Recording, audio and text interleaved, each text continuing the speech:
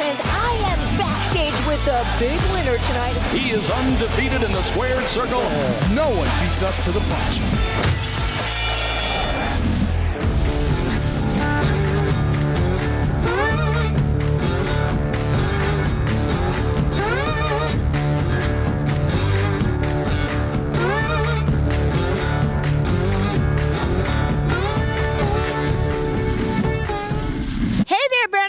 Fans, I am backstage with BKFC President Dave Feldman, who's here to talk about the first night the team has ever been in Colorado. What a night of fights, Dave, and what a crowd.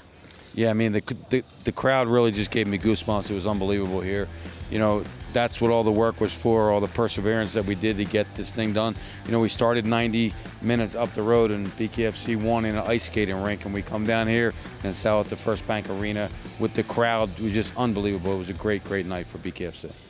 What fights stuck out in your mind as the most entertaining or most surprising, sir? I mean, they were all great, honestly. They were really good. I mean, the main event was surprising to some people, but I actually told people, I thought it was going to go a little different. I said that if Isaac Doolittle pressures Mike Richmond in the first round, it could be a long night for Mike Richmond because people don't back him up. So he backed him up, and it ended up, you know, Mike Richmond showed that Mike Richmond is one of the best bare knuckle fighters in the world because he showed he has everything, you know, that there is and all the grit. The woman's fight was sensational. Sensational fight by the woman's fight. That was a great fight. A lot of great knockouts, a lot of great excitement, you know, a lot of great energy here. It was awesome. Awesome. We had a chance to interview Rose Namajunas in the crowd. I'm sure you'd like to tell Bare Knuckle News if you think you might be signing her, because she wouldn't tell us. No, I don't think we're going to sign her right now. I mean, look, they're all on the radar, right? Everybody that's going to become a free agent that people want to see fight are going to be an option on the radar for BKFC. Everybody will be, but I mean, we're not picking her out specifically. She was here really simply supporting a lot of her training mates that she trains with.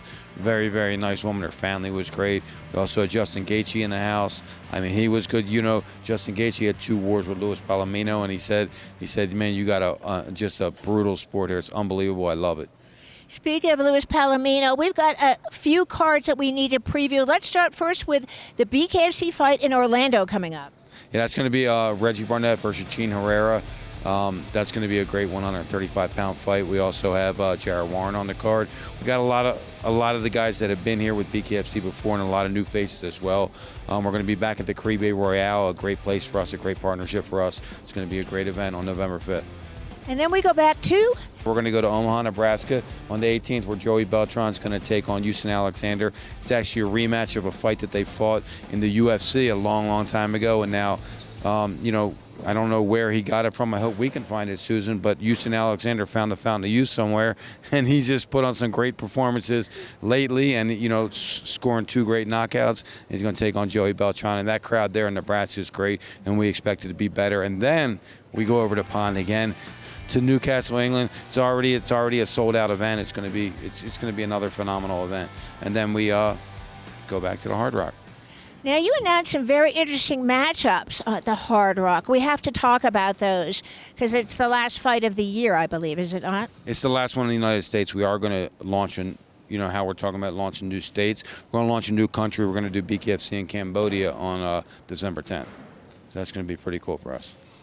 Who's on the card down at the Hard Rock then for us? Well, we got Luis Palomino is going to take on Tom Schoaf for the 155-pound championship, and then we have Francisco Ritchie's going to take on Dave Mundell and defend his 175-pound championship. We're going to have the debut of Greg Hardy's going to be on that card. We just signed Todd Duffy. Todd Duffy, a former UFC fighter. He's going to be on that card as well. I think we're going to put on Jimmy Rivera again. So we have just a tremendous fight. And, you know, a star in the making tonight, Gogo. He just fought phenomenal. He'll probably be back on the 3rd as well. Everybody wants to know if there are any updates on Nate Diaz. I know everybody loves him as a fighter. You love him as a fighter. He's a big fan favorite. I'm sure that you've probably already been in negotiations with him. Is it a possibility he could come here and fight for BKFC?